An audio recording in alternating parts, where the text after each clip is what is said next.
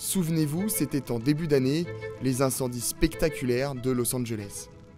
150 km² brûlés, 14 000 bâtiments détruits et un bilan humain de 31 morts.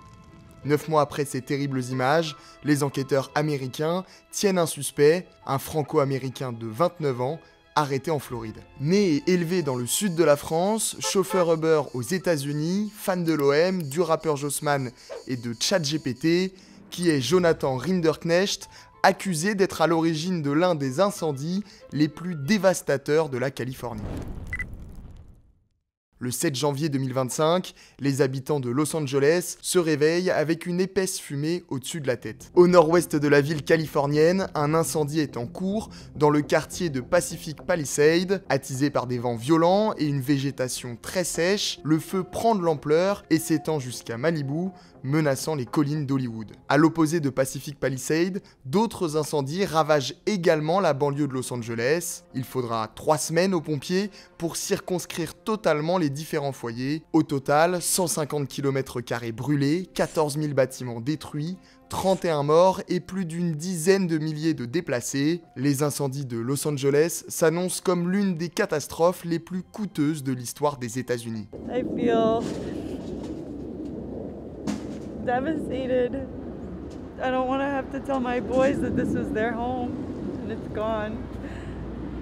It's so tragic and I know I'm not the only one, so I feel for everyone who's in this position. I really do. Les Américains veulent des explications.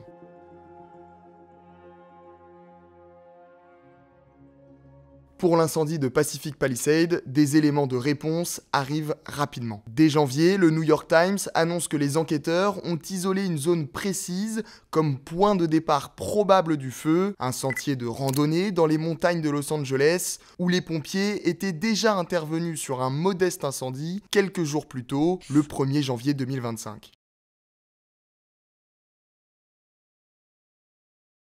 Dévastant le quartier et menaçant Hollywood. Étincelles provoquées par un câble électrique, mégots mal éteints ou actes criminels, les enquêteurs du Bureau américain de l'alcool, du tabac, des armes à feu et des explosifs n'excluent alors aucune hypothèse pour déterminer l'origine de ce premier incendie.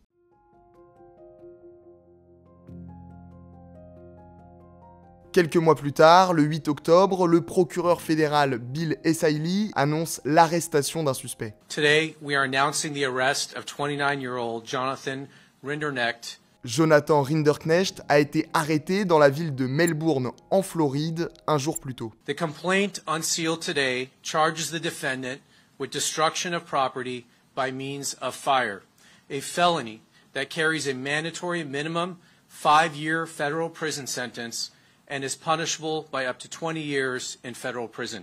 Inculpé par un grand jury fédéral le mercredi 14 octobre, le franco-américain de 29 ans est accusé d'avoir déclenché intentionnellement l'incendie du Nouvel An qui a ensuite ravagé Pacific Palisades. Chauffeur Uber à Los Angeles en janvier 2025, Jonathan Rinderknecht est le fils d'un père français et d'une mère américaine. Après avoir beaucoup voyagé dans le cadre de leur travail, ses parents se seraient installés entre hier et Marseille, où ils seraient missionnaires, selon Nice Matin. Leur fils, lui, se considère comme français, parle couramment la langue et a grandi dans le sud du pays. Un proche de la famille le décrit comme un ado sans problème, grand supporter de l'Olympique de Marseille. Mais revenons au 1er janvier 2025.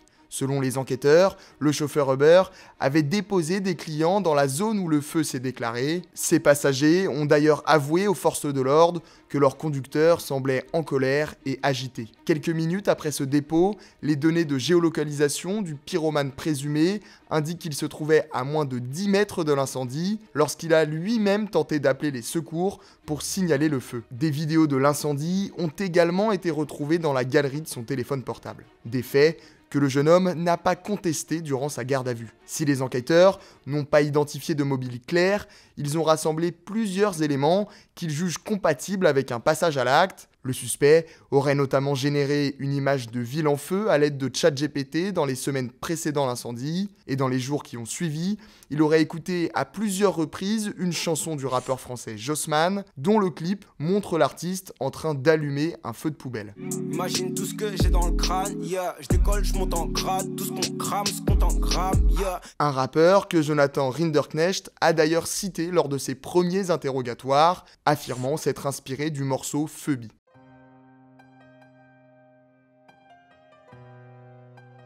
Extradé vers la Californie, le suspect restera en détention provisoire jusqu'à son procès. De son côté, son avocat conteste tout lien entre son client et les incendies du 7 janvier. Dans un entretien, il dénonce une enquête bâclée et un bouc émissaire désigné sous la pression de l'opinion publique. Ce jeudi 23 octobre, Jonathan Rinderknecht a plaidé non coupable lors de sa comparution devant la justice américaine. Son père s'est également exprimé auprès de France 3 Côte d'Azur.